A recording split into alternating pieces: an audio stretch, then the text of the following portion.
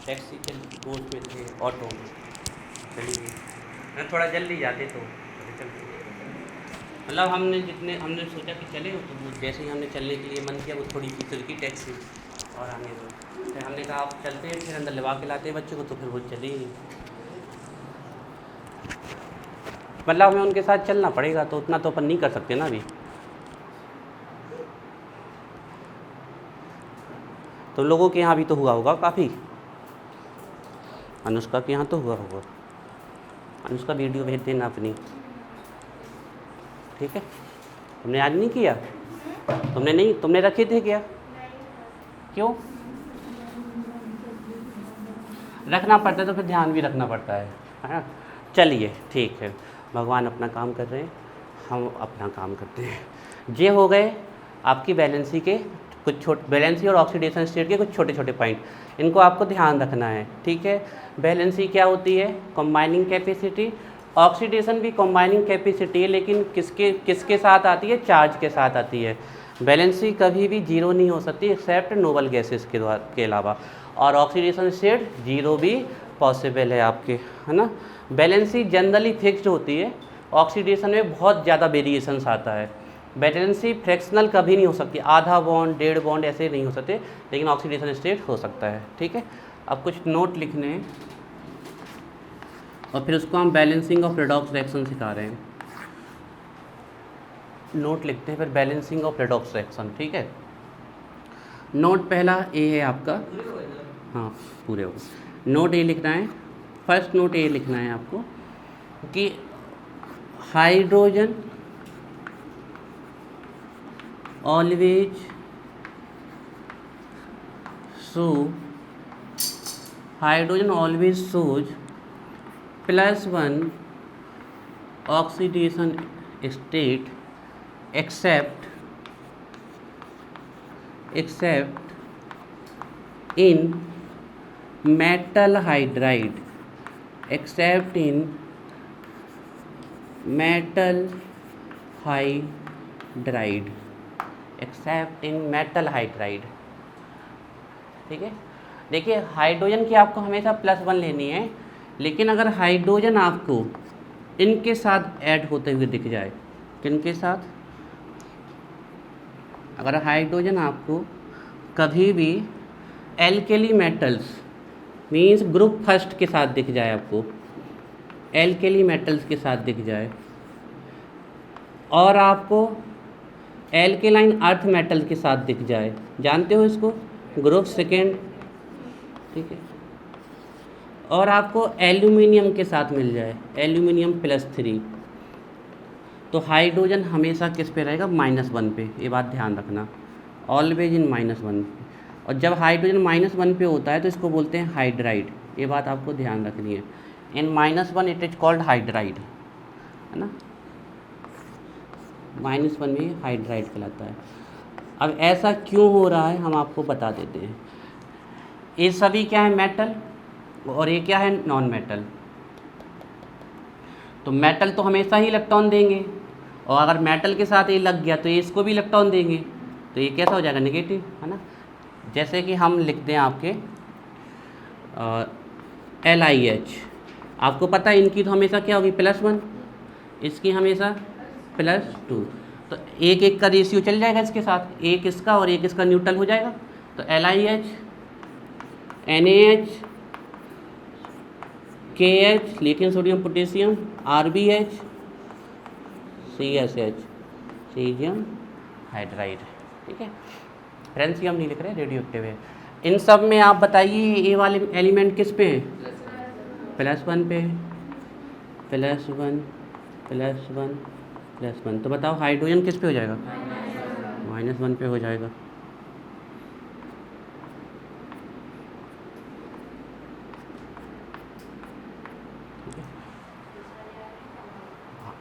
आयनिक तो नहीं कह सकते, पार्सली आयनिक ना। कोई भी कंपाउंड 100% ना तो आयनिक है ना 100% कोवलेंट है। हर आयनिक में कोवलेंट होता है, हर कोवलेंट में आयनिक होता है। इसके लिए 2 रूल्स पढ़ेंगे, फेजांस रूल एंड डाइपोल मूवमेंट, वहाँ से क्लियर होगा ये, ठीक है। इसी प्रकार हम ले लें एल्केलाइन अर्थ मेटल्स, तो beryllium, magnesium, calcium, strontium, barium, radium नहीं लिख रहे। अब बताइए इन पे क्या होता है हमेशा, +2 होता है इन पे ऑलवेज। तो अब इससे एक हाइड्रोजन तो जुड़ेगा तो न्यूट्रल नहीं हो पाएगा ना ये, तो कितने हाइड्रोजन जोड़ने पड़ेंगे, 2 जोड़ने पड़ेंगे माइनस की, है ना। तो यहाँ पर प्रत्येक हाइड्रोजन किस पे होगा, -1 पे, है ना। ये बात ध्यान रखना है। तो ये हाइड्रोजन का वो केस था जहाँ हाइड्रोजन नेगेटिव पे आ जाता है, ठीक है, -1 पे आ जाता है। ये बात भी आपको ध्यान रखनी है। इसके अलावा एल्यूमिनियम का देख ले, तो एल्यूमिनियम पे कितना है, +3, तो इससे कितने हाइड्रोजन जुड़ेंगे, 3 जुड़ेंगे, है ना। तो ये +3 पे और यहाँ पे एक हाइड्रोजन -1 पे, ठीक है। तो ये हैं आपके कुछ ऐसे केस जहाँ हाइड्रोजन -1 पे हो जाता है, ठीक है, ये आपको ध्यान रखना है। एक लास्ट और देख लीजिए, और उसके बाद हम आते हैं बैलेंसिंग ऑफ रेडॉक्स रिएक्शन, ठीक है। आपको अगर ऑक्सीडेशन स्टेट निकालना आती है तो रेडॉक्स रिएक्शन बैलेंस करने में आप लोगों को मज़ा आ जाएगा। आपको लगेगा कि केमिस्ट्री में हम मैथ लगा रहे हैं, और मैथ भी ऐसे ही कि मज़ा आ जाएगा लगाने में आपको। लेकिन ऑक्सीडेशन, और हम टफ वाली ऑक्सीडेशन स्टेट नहीं कह रहे, यही नॉर्मल निकालती है, बनती होगी आपसे, तो ठीक है। हाँ लिख लो। अब नोट नंबर 2,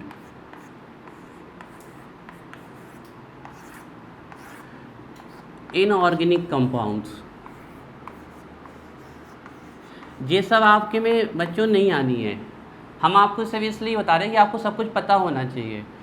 ये वाली चीज़ें आपके में ऑक्सीडेशन स्टेट निकालने नहीं आती है, आपके में फॉर्मूला वाली आती है, एक्सेप्शन वाली आती है। लेकिन ऑर्गेनिक कंपाउंड्स में भी कैसे निकालें, अगर कोई पूछ ले तो हमें बननी चाहिए इनऑर्गेनिक कंपाउंड्स ऑक्सीडेशन स्टेट और oxidation number can determine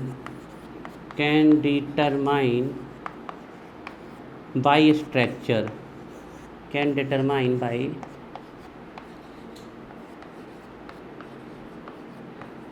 structure।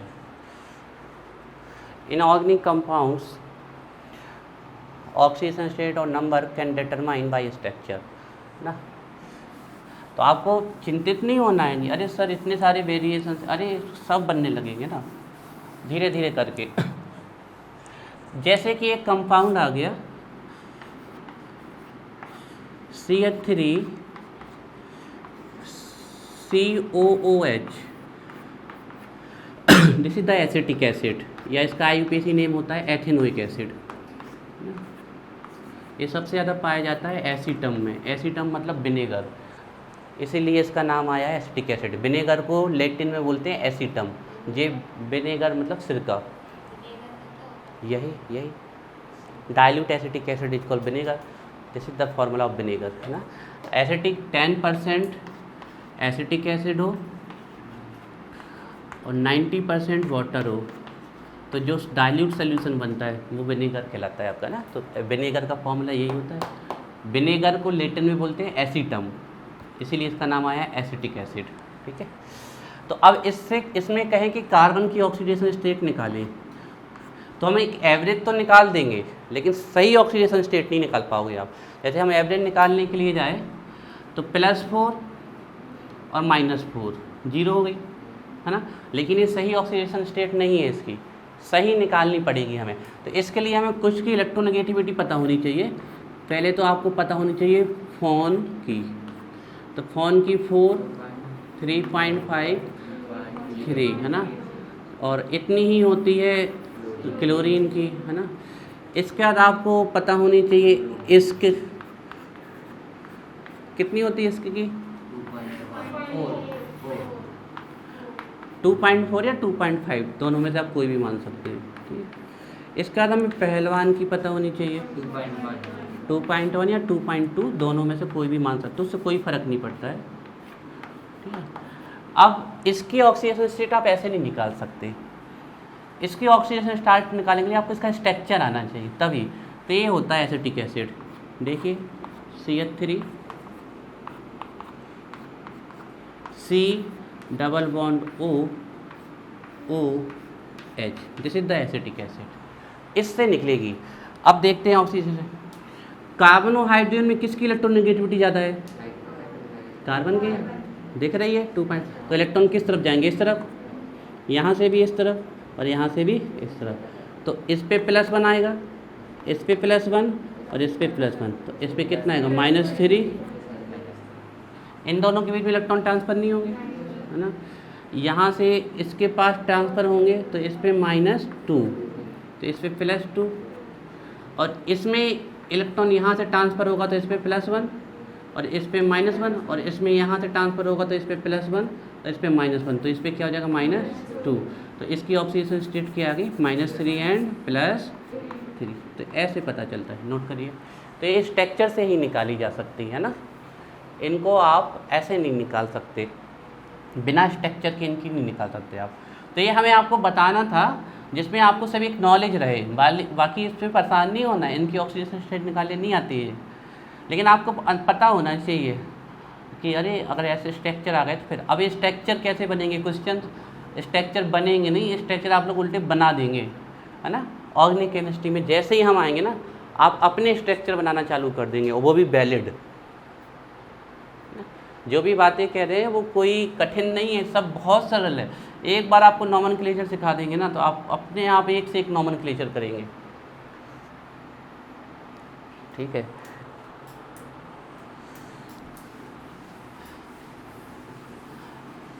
जैसे कि हम आप लोगों से पूछ लें, oxidation state of CH3CHO, this is the acetaldehyde, या इसी को बोलते हैं एथेनल, एसिटल्डिहाइड। तो यहाँ से निकाल ले तो कितनी आ रही है? +2, सॉरी -2, मतलब -1, +4 -2 +2 साइड जाएगी तो -2, तो 2 कार्बन की आ रही -2, तो पेट्रिक की क्या जाएगी? -1, है ना। तो वो हमारी नहीं, हमें इससे देखना है, स्ट्रक्चर से, इसकी ऑक्सीजन स्टेट। तो एसिटल्डिहाइड का स्ट्रक्चर ये होता है, CH3C डबल बॉन्ड O और H।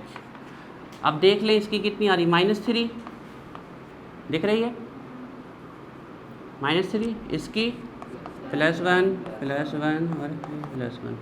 यहाँ से कुछ नहीं होगा, यहाँ से देखो ये ऊपर गया तो इसकी -2, इसकी 2, लेकिन इन दोनों में से कौन अट्रैक्ट कर लेगा? ये, तो कितनी आ जाएगी? इसकी -1 और इसकी +1, तो इसकी ओवरऑल कितनी बचेगी? +1। तो ऐसे इनकी निकाली जाती है। अब हम करते हैं बैलेंस, जो इस चैप्टर का सबसे इम्पोर्टेंट। देखिए, ये तो आप मान लीजिए रेडॉक्स रिएक्शन, जितने भी बच्चे हैं हम आपको बिल्कुल गारंटेड कह रहे हैं, रेडॉक्स रिएक्शन में या तो ऑक्सीडेशन स्टेट निकालने के लिए आएंगी आपके में, और ऑक्सीडेशन स्टेट एक्सेप्शन वाली ज़रूर पढ़ लेना बहुत अच्छे से, ठीक है। और नहीं तो 100% श्योर है कि रेडॉक्स रिएक्शन बैलेंस होने आएगी ही आएगी, 100% रेडॉक्स रिएक्शन, ठीक है। तो रेडॉक्स रिएक्शन को बैलेंस करने की 2 मेथड्स हैं, जिस मेथड से आप चाहें उससे बैलेंस कर लेना। अगर मान लीजिए सिर्फ उसमें लिखा है बैलेंस रेडॉक्स रिएक्शन, तो आप अपनी कोई भी मेथड यूज कर सकते हो, लेकिन अगर उसमें लिखा ही आ गया कि आयन इलेक्ट्रॉन मेथड से करें, तो फिर आयन इलेक्ट्रॉन मेथड से ही करना पड़ेगा, या फिर आ जाए ऑक्सीडेशन मेथड से करें, तो फिर ऑक्सीडेशन मेथड से ही करना पड़ेगा, ठीक है। तो डाली heading, balancing of redox reaction, methods of balancing, methods of balancing, methods of balancing redox reaction. जानने लगे आप लोग? बहुत बढ़िया, है ना। Methods of balancing redox reaction, redox reaction को बैलेंस करने की मेथड्स, ठीक है। तो देखो 2 मेथड्स हैं, देयर आर 2 मेथड्स। दो मेथड्स हैं आपकी, ठीक है, बैलेंस करने की। तो जो फर्स्ट मेथड है उसका नाम है ion electron method, ion electron method, या इसी को बोलते हैं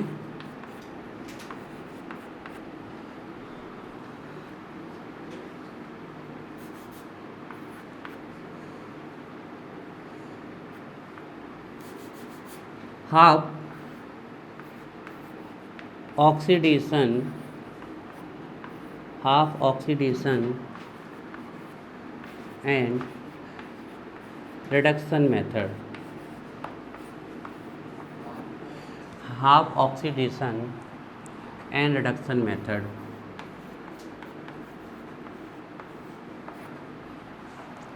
हाफ ऑक्सीडेशन, या मतलब ऐसे लिख के आ सकते हैं, हाफ सेल रिएक्शन मेथड भी नाम लिख के आ सकता है इसका।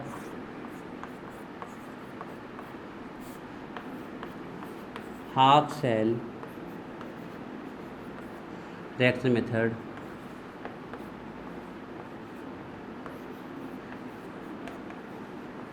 या हाफ रिएक्शन मेथड भी लिखा आ सकता है, कई नाम आ सकते हैं, आप इस नाम की याद रखें, आयन इलेक्ट्रॉन मेथड, ये इसका मेन नाम है, ठीक है। तो अब देखो इससे बैलेंस कैसे करनी है ऑपरेशन। एक भी पॉइंट अगर आपने आगे पीछे किया तो आप रिएक्शन बैलेंस नहीं कर पाएंगे, है ना, बिल्कुल सीक्वेंस से ही आपको एक एक पॉइंट रखने पड़ेंगे। तो कैसे बैलेंस करनी है ना, इसकी पहली मेथड डालिए ion electron method. First method से कैसे बैलेंस करेंगे रिएक्शन, तो फर्स्ट मेथड डालिए आयन इलेक्ट्रॉन मेथड। सेकेंड का नहीं लिखवाया, सेकेंड है ऑक्सीडेशन मेथड, सेकेंड है ऑक्सीडेशन मेथड, सेकेंड है ऑक्सीडेशन मेथड। तो फर्स्ट डालिए आयन इलेक्ट्रॉन मेथड, ठीक है, ion electron method, ion electron method. देखिए जब आपको रिएक्शन दी जाएगी बैलेंस करने के लिए, तो वहाँ पता है एक चीज़ लिखी आएगी रिएक्शन में, बैलेंस इन एसिडिक मीडियम, या लिखा आएगा बैलेंस इन बेसिक मीडियम, या लिखा आएगा बैलेंस इन न्यूट्रल मीडियम। कोई भी मीडियम लिखा जाए आपको बिल्कुल वरी नहीं होना है, जैसे हम सिखा रहे हैं वैसे बैलेंस कर देना है आपको। एसिडिक मीडियम में आए तो बिल्कुल वही प्रोसीजर करना है, बेसिक में आएगी तो एक स्टेप बढ़ जाएगा, हम बताएंगे बेसिक में आपको कहाँ तक जाना है, और न्यूट्रल में आएगी तो न्यूट्रल का बिल्कुल सेम स्टेप है जैसे एसिडिक में होता है। जनरली एसिडिक और बेसिक मीडियम में आती है तो बैलेंस करना पड़ता है। एसिडिक मीडियम में अब कैसे पता चलेगा कि एसिडिक मीडियम में बैलेंस करने के लिए कहा गया है, तो पहले हम आपके लिए यहाँ पर एक हिंट लिख रहे हैं, आपको कैसे पता चलेगा कि रिएक्शन इन एसिडिक मीडियम में है। रिएक्शन ये यहाँ सब आपके अंडरस्टैंडिंग के लिए लिखा जा रहा है, मेन तो काम है रिएक्शन को बैलेंस करना, तो इनको आपको अपनी अंडरस्टैंडिंग के हिसाब से बिल्कुल लिखते जाना है। रिएक्शन इन एसिडिक मीडियम, अब आप कैसे पता करो कि रिएक्शन एसिडिक मीडियम में है, तो इसके कुछ स्टेप इस प्रकार से हैं। पहला तो वो साफ साफ कह देंगे कि रिएक्शन को किस मीडियम में बैलेंस करो, एसिडिक मीडियम में, बैलेंस इन एसिडिक मीडियम। साफ साफ वो बोल देंगे कि बैलेंस इन एसिडिक मीडियम, एक तो ये तरीका सीधे बोल देंगे। दूसरा तरीका है वो क्या लिख दे, आपको रिएक्शन में H आयन दिख जाए तो आप समझ जाना रिएक्शन किस मीडियम में है, एसिडिक मीडियम में। H आयन, क्योंकि H आयन कौन से लीच करते हैं, एसिड्स, तो ये ध्यान रखना। अगर H आयन नहीं लिखा मिलेगा तो आपको कोई ना कोई एसिड लिखा मिल जाएगा रिएक्शन में, तो अगर कोई भी एसिड प्रेजेंट हो तो अभी आप क्या समझ जाओगे रिएक्शन किस मीडियम में है, एसिडिक मीडियम में। इसके अलावा अगर सिर्फ इतना भी लिख दे वो एसिड, तो भी समझ जाना रिएक्शन किस मीडियम में, एसिडिक मीडियम में। ये 3 तरीके हैं कि आपको पता करना है रिएक्शन। इतना कॉम्प्लिकेटेड नहीं होता है, बड़े आराम से पता चल जाता है, इसमें कोई चिंता वाली बात नहीं होती है। और अगर आपको पता भी नहीं चला तो भी आप रिएक्शन बैलेंस कराओगे, है ना। लेकिन अच्छा होगा कि हम पता कर लें ना, तो हमारे लिए थोड़ा सा और सेटिस्फाई होगा कि हाँ चलो हमें पता था, ठीक है। तो ये रिएक्शन इन एसिडिक मीडियम में कैसे बैलेंस करनी है ये उसका था, ठीक है। अब ये कैसे पता करें, बेसिक मीडियम में कैसे पता करेंगे, रिएक्शन इन बेसिक मीडियम,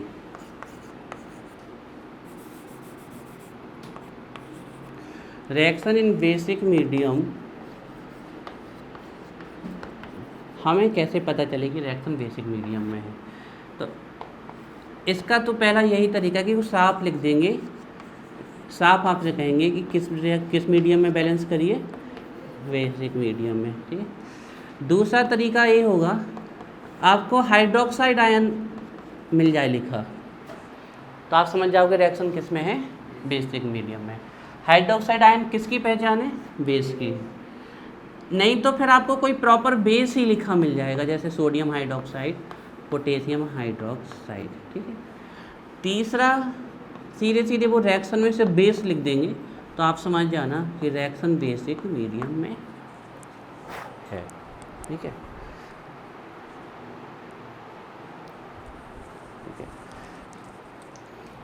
ये सबके लिए है, ये जो 2 पॉइंट लिखवाए ना, ये सिर्फ आयन इलेक्ट्रॉन मेथड के लिए नहीं है, ये सबके लिए है। चाहे ऑक्सीडेशन मेथड लगाएं आप, चाहे आयन इलेक्ट्रॉन मेथड, रिएक्शन पता करना है किस मीडियम में, तो वो यही तरीके हैं, ठीक है। चाहे आयन इलेक्ट्रॉन मेथड हो, चाहे ऑक्सीडेशन मेथड। अब बैलेंस कैसे करनी है हमें रिएक्शन, वो देखिए आप, ठीक है।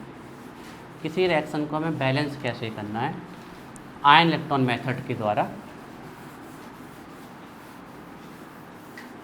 ठीक है। तो कोई एक प्रॉपर रिएक्शन लेके हम आपको समझा रहे हैं तो आपको अच्छा होगा, ठीक है। तो हमारे हम लिख रहे हैं, हेडिंग बना रहे हैं, steps of balancing redox reaction, steps of balancing redox reaction by ion electron method, by ion electron method। अभी ये आपका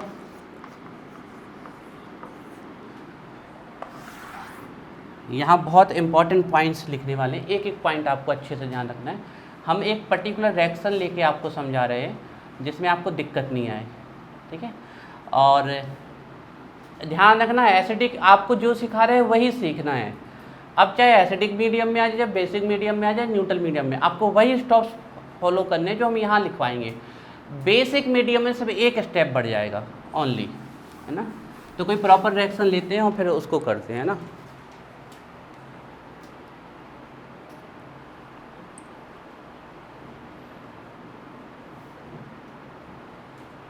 चलिए, एक रेडॉक्स रिएक्शन है, लिखिए Fe2 प्लस ये चार्ज इस पे दिया गया है पहले से, है ना। Cr2O7 2 नेगेटिव, और ए लिखा है एसिडिक। यहाँ आ गया Cr3 प्लस, और यहाँ आ गया Fe+3, ठीक है। बस अभी रिएक्शन को बैलेंस करना है। ध्यान रखिएगा, रेडॉक्स रिएक्शन में चार्ज भी बैलेंस होने चाहिए और एलिमेंट्स भी बैलेंस होने चाहिए, ठीक है। तो ये एसिडिक मीडियम में, अब फिर से हम बोल रहे हैं लास्ट बार, चाहे एसिडिक मीडियम हो चाहे बेसिक मीडियम हो, आपको यही स्टेप्स फॉलो करने जो हम सिखा रहे हैं, पूरे। बेसिक मीडियम से एक स्टेप बढ़ जाएगा, वो हम आपको लास्ट में लिख देंगे तो उसको हो जाएगा। तो पहला, सबसे पहला स्टेप क्या, अच्छा देखो, जे आपको Fe+2 दिया गया है, Cr2O7 2 नेगेटिव, Cr+3 Fe+3, और कहा गया इस रिएक्शन को बैलेंस करो। देखो इसमें कुछ भी बैलेंस नहीं है, यहाँ 2 क्रोमियम है, वहाँ 1 क्रोमियम है, ऑक्सीजन के नंबर भी बैलेंस नहीं है, अनबैलेंस रिएक्शन है। चार्ज भी देखो यहाँ पर कितना है, 0, बैलेंस नहीं है ना, सब बैलेंस कर रहे हैं, सब लाते हैं। यहाँ चार्ज कितना है, 0, +2 -2 कितना हो गया, 0, और वहाँ पर कितना है, +6, कुछ भी बैलेंस नहीं है।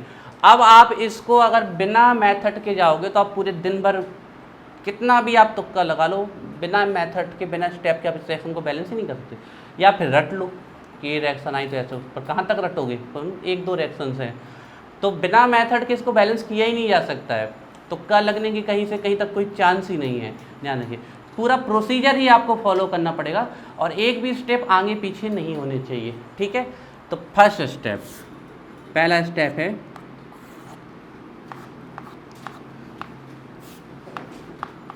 Find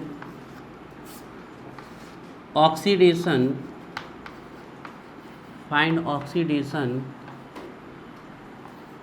and reduction, find oxidation and reduction half reaction. देखिए पूरी रिएक्शन तो ये है, इसमें से इसमें ऑक्सीडेशन भी हो रहा है और रिडक्शन भी। तो पूरी रिएक्शन में ऑक्सीडेशन और रिडक्शन हो रहा है, तो आधा ऑक्सीडेशन होगा, आधा रिडक्शन। तो हमें क्या फाइंड करना है कि कहाँ पर ऑक्सीडेशन हो रहा है एंड कहाँ पर रिडक्शन। तो find oxidation reduction half reaction सबसे पहले, ठीक है, बड़े आराम से पता चलेगा। पहले Fe को देख लेते हैं, सेम एलिमेंट को देखना। यहाँ Fe+2 है, यहाँ Fe+3 पे है, +2 से +3 पे चला गया, पॉजिटिव चार्ज इंक्रीज हो गया, तो ये क्या होगा है, ऑक्सीडेशन। तो इस साइड लिख रहे हैं हम ऑक्सीडेशन हाफ रिएक्शन, ऑक्सीडेशन, कहीं भी कोई भी लिख सकते हो, ऑक्सीडेशन हाफ रिएक्शन। समझ रहे हो ऑक्सीडेशन को हाफ रिएक्शन क्यों कह रहे हैं, क्योंकि फुल तो क्या है, रिडॉक्स, तो आधी उसमें ऑक्सीडेशन होगा और आधा क्या होगा, तो ऑक्सीडेशन हाफ रिएक्शन हम इस साइड लिखेंगे और रिडक्शन हाफ रिएक्शन हम इस साइड लिखेंगे, ठीक है। रिडक्शन हाफ रिएक्शन, अच्छे से समझना बच्चों। एक भी पॉइंट अगर कहीं आपको लगे कि साइन में नहीं आया, वैसे तो कुछ भी नहीं है, जिससे ऑक्सीडेशन नंबर निकालते आता है उसके लिए तो कुछ भी नहीं है बैलेंस करना, ठीक है। तो Fe+2 से Fe+3 पे जा रहा है, Fe+2 से किस में जा रहा है, Fe+3 पे। ये कौन सी रिएक्शन है, ऑक्सीडेशन हाफ रिएक्शन। अब पता करना है हमें रिडक्शन किसका हो रहा है। तो यहाँ तो हमें क्रोमियम पे +3 चार्ज सीधे सीधे दिख रहा है, लेकिन यहाँ क्रोमियम पे हमें कोई चार्ज नहीं दिख रहा, तो अब इसका ऑक्सीडेशन नंबर हमें निकालना पड़ेगा, ठीक है। तो देखते हैं टोटल पे चार्ज कितना है, -2, एक ऑक्सीजन की -2 तो 7 की -14 इस साइड उठ के जाएगी तो +14 माइनस प्लस माइनस होगा और साइन आएगा बड़ी डिजिट का, तो +12। 2 क्रोमियम की कितनी आई है, +12, तो प्रत्येक क्रोमियम कितने पे रहा, 6। तो ये ऑक्सीडेशन स्टेट इसकी हमें पता चल गई कि कितनी है, +6। इसको ऐसे एरो लगा के लिख लो ध्यान के लिए। एग्जाम में आपको कहीं भी कुछ भी निकाल के दिखाने की ज़रूरत नहीं है, आपको सिर्फ पता होना चाहिए, आपको तो बैलेंस करनी है। तो +6, ठीक है। तो ये +6 पे कितने पे गया, +3 पे। ये +6 पे किस पे जा रहा है, ये +6 इसमें छुपा है, हमें दिख नहीं रहा था, हमने इसको देखा है निकाल के। तो ये +6 सिर्फ इसलिए देखा कि हमें पता चल जाए इसका हो क्या रहा है, ठीक है। तो ये +6 से किस पे गया, +3 पे, तो इसका क्या हुआ है, रिडक्शन। साफ साफ दिख रहा है इसका पॉजिटिव चार्ज कम हुआ है। तो Cr2O7 2 नेगेटिव किस में गया, Cr+3 पे। तो पहला स्टेप था find oxidation reduction half reaction.